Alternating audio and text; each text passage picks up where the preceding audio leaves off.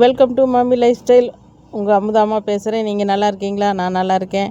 இன்றைக்கி என்னோடய ஸ்டைலில் எப்படி முறுக்கு சுட்டுட்ருக்கேன் கடைக்கு அப்படிங்கிற மெஷர்மெண்ட்டோடு சொல்கிறேன். ஒரு 1.5 கிலோ அரிசி எடுத்துருக்கிறேன்ப்பா. இட்லி அரிசி எடுத்திருக்கேன் பாருங்கள். இட்லி அரிசியிலே குருணை எடுத்திருக்கேன். முழு அரிசி எடுக்கல, இட்லி அரிசியில் குருணை தான் எடுத்துகிட்ருக்கேன். இது தான் நான் எப்போவுமே முறுக்கு போடுறதுக்காக வேண்டி எடுத்துகிட்ருக்கேன். கடைக்கு இதில் தான் போட்டுக்கிட்டுருக்கேன். 1.5 கிலோ முறுக்கு அரிசி எடுத்து முறுக்கு சுடுறதுக்கு ஊற வைக்கலாம் அப்படின்னு சொல்லி எடுத்துகிட்ருக்கேன். 1.5 கிலோ ஊற வச்சுக்கலாம். அரிசியை விட உங்களுக்கு குருணை தான் இட்லிக்குமே நான் யூஸ் பண்ணிகிட்ருக்கேன். கடைக்கு இட்லி குருணை தான்ப்பா வாங்கிட்டுருக்கேன் நான். ஏன்னா விலையும் கம்மியாக இருக்கணும், நமக்கு அந்தளவுக்கு டேஸ்ட்டாகவும் இருக்கணும்னா நான் எப்போவுமே இட்லி குருணை தான் வாங்குவேன். இட்லி குருணையை ஒரு 2 தடவை கழுவி எடுத்துக்கலாம்ப்பா. 2 தடவை கழுவினாலே போதும். ஏன்னா நல்ல அரிசி இது. நல்லா ஊற வைக்கிறது ஒரு 3 மணி நேரம் ஊற வச்சா போதும். ஏன்னா இட்லி அரிசியாக இருந்தால் ஒரு 4 மணி நேரம் 5 மணி நேரம் ஊற வைக்கலாம். இது 3 மணி நேரத்திலே நல்லா ஊறிடும். அதுக்காக வேண்டி நான் எப்போவுமே 3 மணி நேரம் தான் ஊற வைப்பேன். இது சீக்கிரம் ஊறிடும் குருணை அப்படிங்கிறதுனால. ஒரு 2 தடவை மட்டும் கழுவி 3ஆவது தடவை தண்ணி ஊற்றி ஒரு 3 மணி நேரம் ஊற வச்சுக்கலாம். தண்ணி ஊற்றுறக்காக எடுத்து வந்தாச்சு. நான் ஒரு 10 வரமிளகா போட்டுக்கிறேன். உங்களுக்கு காரம் அதிகம் தேவை என்றால் கொஞ்சம் அதிகமாக போட்டுக்குங்க. நான் எனக்கு எப்போவுமே அளவாக தான் போடுவேன். ஏன்னா குழந்தைகள்லாம் சாப்பிட்றது அப்படிங்கிறனால வீட்டுக்கு அதிகமாக குழந்தைகளுக்கு தான் வாங்கிட்டு போவாங்க. அந்த அரிசியிலே நான் ஊற வச்சுருவேன். ஏன்னா அரைக்கும் போது போட்டோம்னா கொஞ்சம் சீக்கிரம் அரைப்பட்டுரும். முறுக்கு அரிசியிலே ஊற வச்சிட்டோம்னா கொஞ்சம் ஊறிக்கும். அரைக்கும் போது கொஞ்சம் திப்பியாக இருக்காது. அப்படியுமே இருந்தாலும் ஏதோ ஒன்று வரும், நம்ம எடுத்துடலாம். நம்ம பிணையும் போது ஊற வைக்கும்போது 3 மணி நேரம் ஆயிடுச்சுப்பா. பாருங்கள், அவ்வளோதான் டைமிங். நல்லா ஊறிடுச்சு. இந்த மிளகாய் எடுத்து ஃபஸ்ட்டில் ஆட்டாங்கல்ல நான் கிரைண்டரில் தான் அரைக்க போகிறேன். அரைக்கும்போது மிளகாய் போட்டு நம்ம அரைச்சிட்டு அதுக்கப்புறம் அரிசியை போட்டுக்கலாம். கொஞ்சம் ஒரு சுற்றிட்டு அரிசியை போட்டுக்கலாம். இது எங்கள் ஒத்தக்கல் கிரைண்டர் தான், பழைய காலத்து கிரைண்டரு. 30 வருஷத்துக்கு மேலே ஆகுது. அதில் தான் ஆட்டிகிட்ருக்கேன். இது வேணால் மோட்டார் நல்ல மோட்டார் AUE. இப்போ வர்ற மோட்டார்லாம் உங்களுக்கு அவ்வளவு ஒர்த்து இல்லை. இப்போ தான் இந்த இதுதான் 30 வருஷமாக கடைக்கு மாவு ஆட்டிகிட்ருக்கேன். மாவு ஆட்டுறதுக்குள்ளே நம்ம பொட்டுக்கடலை மாவு ரெடி பண்ணிக்கலாம். 1 கிலோவுக்கு 400 கிராம். எங்கள் அம்மாலாம் கை முறுக்கு சுற்றுவாங்க. கை முறுக்கு சுற்றும் போது 350 கிராம் போடுவாங்க. நீங்கள் நம்ம உலக்கில் தானே போடுறோம், அதனால் ஒரு 50 கிராம் சேர்த்து போட்டுக்கப்பா அப்படின்னு எங்கள் அம்மா சொல்லி கொடுத்தாங்க. இந்த அளவு அப்போ தான் உங்களுக்கு பொறுப்பு அதிகமாக இருக்கும் அப்படின்னு சொல்லிவிட்டு 600 கிராம் எடுத்துக்கலாம்ப்பா. 1 கிலோவுக்கு 400 அப்படின்னா நான் 1.5 கிலோ அரிசி எடுத்திருக்கேன். அதனால் 600 கிராம் எடுத்துக்கிறேன். இது அளந்து தான் எடுத்துக்கிட்டு இருக்கேன் நான் ஸ்கேலில். இந்த ஸ்கேலுமே அந்த காலத்து ஸ்கேலு தான். 30 வருஷமாக நான் இதை தான் யூஸ் பண்ணிகிட்ருக்கேன். நமக்கு தெரியும்ல என்ன அளவுன்னு சொல்லிட்டு. புது விதமாக வாங்கினா அப்படி எல்லாமே ஒரே அளவு தானே. அதை மிக்ஸி மாவில் போட்டு ஒரு 300 கிராமாக 2 தடவை போட்டு எடுத்துக்கலாம். 600 கிராம் மொத்தமாக போட்டோம்னா கொஞ்சம் பொட்டுக்கல திப்பியாக இருக்கும். அரைக்கிறதுக்கும் கொஞ்சம் கஷ்டமாக இருக்கும். பிரீத்தி மிக்ஸி தான். ஒரு 300 கிராம் போட்டு நம்ம அரைச்சிக்கலாம். அரைச்சி ஜல்லடையில் நம்ம சளிச்சிக்கலாம்ப்பா. சளிச்சிட்டு ஒரு 2 தடவை போட்டு எடுத்து சளிச்சிக்கலாம். மாவு எந்த இது பாத்திரத்தில் நம்ம தோண்ட போகிறோமோ அந்த பாத்திரத்தை எடுத்து சளிச்சிக்கலாம். எதுக்கு 2 பாத்திரம்? அதனால் நான் ஒரு அகலமான பாத்திரம், அந்த அகலமான பாத்திரத்துலேயே 2 தடவை போட்டு ஜலிச்சிக்கிட்டேன். ஜலிச்சிக்கும் போது கொஞ்சமாக மிச்சமாக திப்பியாட்டு கொஞ்சம் வரும். நம்ம அதை மிக்சியில் போட்டு மறுபடியும் அரைக்க முடியாது. நான் என்ன பண்ணுவேன், மாவு ஆட்டிட்டேன்னா அதை மறுபடியும் போட மாட்டேன். மாவு ஆட்டிகிட்டு இருக்கும்போது ஆட்டுச்சுன்னா நான் மிச்சம் இருந்துச்சுன்னா நான் அதில் தான் போட்டுருவேன். நான் கொஞ்சமாக மிச்சம் இருந்துச்சுன்னா ஏதாவது ஒரு பாத்திரத்தில் போட்டு வச்சு கடைசியில் நம்ம நாளைக்கு காலையில் சட்னி அரைப்போம்ல இட்லிக்கு, அதில் கலந்துக்குவேன். நான் கொஞ்சம் திப்பி இருந்துச்சுன்னா. இன்றைக்கி கொஞ்சமாக தான் இருக்குது. நான் மாவு ஆட்டிக்கிட்டு தோண்ட போகிறேன். ஒரு 5 நிமிஷம் ஆட்ட வேண்டியது இருக்குது. நான் அதிலையே அந்த திப்பியை போட்டு ஆட்டி தோண்டி வச்சிட்டேன். மாவு நல்லா ஆட்டிருச்சு. நல்லா வலுன்னு ஆட்டணும்ப்பா. முறுக்குக்கு ரொம்ப பருன்னு ஆட்டினோம்னா முறுக்கு சாப்பிடும்போது கொஞ்சம் நறுக்குங்கிற மாதிரி இருக்குது. நல்லா அரைச்சி நம்ம பொட்டுக்கடலை மாவு அரைச்சி தெளித்து வச்ச பாத்திரத்தில் நம்ம அந்த மாவையும் எடுத்து தோண்டி வச்சுட்டேன். அதுக்காக வேண்டி நான் 25 கிராம் ஓமம், எள் ஒரு 25 கிராம் எடுத்திருக்கேன். நமக்கு தேவையான அளவு உப்பு எடுத்துக்கலாம்.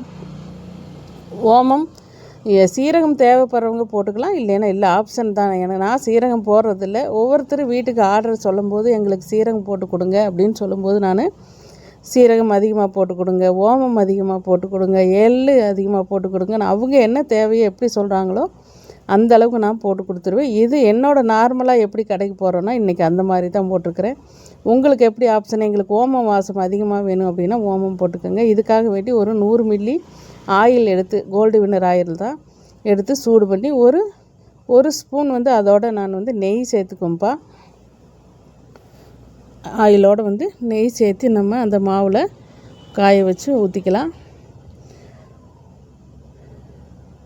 நெய்யும் சேர்ந்து எண்ணெயும் சேர்ந்து சூடாகுச்சுன்னா கொஞ்சம் நல்லா கபகபன்னு சூடாகி அந்த மாவில் ஊற்றி பிணைஞ்சா தான் உங்களுக்கு மாவு வந்து பொறுப்புக்கு காரணமே இந்த நெய்யும் அந்த பொட்டுக்கடலை மாவும் தான்.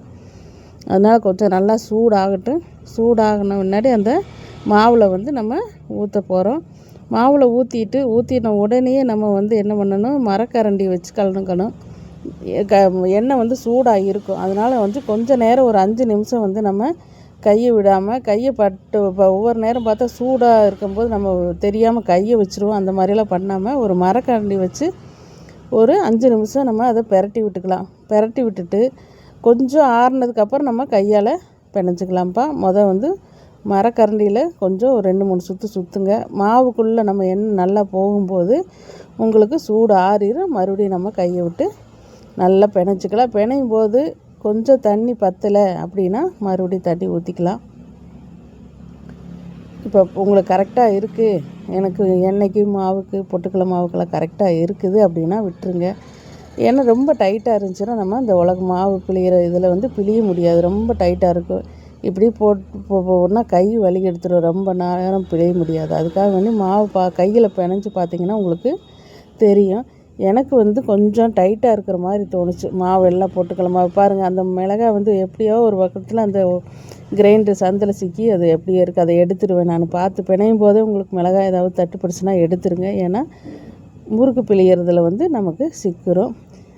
நல்லா பிணையும் போது முறுக்கு கெட்டியாக இருக்கிற மாதிரி எனக்கு தோணுச்சு. நான் வந்து ஒரு 1/2 டம்ளர் தண்ணி ஊற்றிக்கிட்டேன்ப்பா. தண்ணி ஊற்றிட்டு பார்த்தாலே தெரியும் நமக்கு போடும்போது பிழிகிற கஷ்டமாக இருக்குதுன்னு சொல்லிட்டு. அதனால் ஒரு 1/2 டம்ளர் நம்ம தண்ணி ஊற்றி பிணைஞ்சி வச்சு முறுக்கு போடலாம்.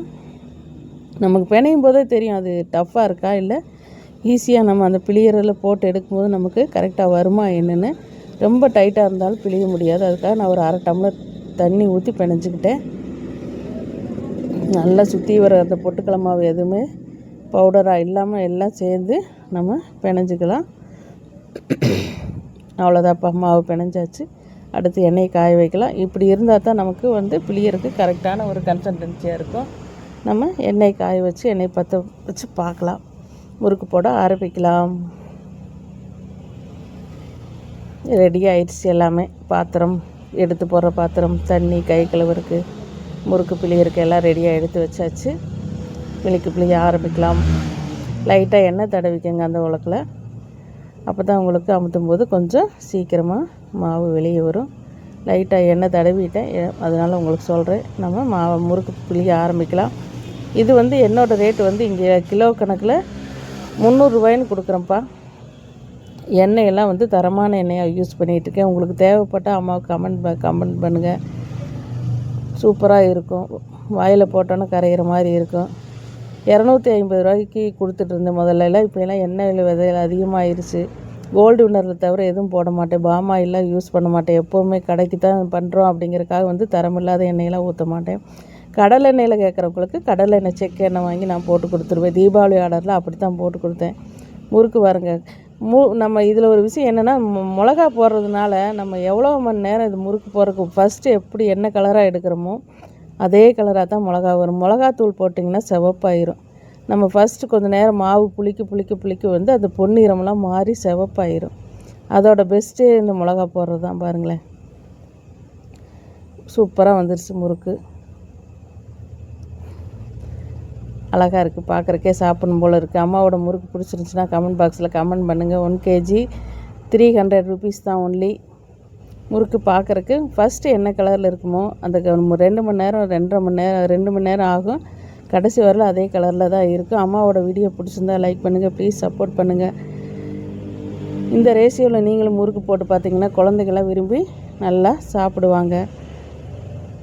பாருங்களேன், பார்த்தாலே சாப்பிடணும் போல் இருக்கும். முறுக்கு எல்லாமே வீட்டு முறுக்காட்ட நம்ம கடையிலலாம் செய்கிறது வந்து அவ்வளவு மெனக்கட்டு செய்கிறத விட நம்ம செய்கிறது வீட்டுகளில் குழந்தைங்களுக்கு வீட்டில் செஞ்சு கொடுங்க.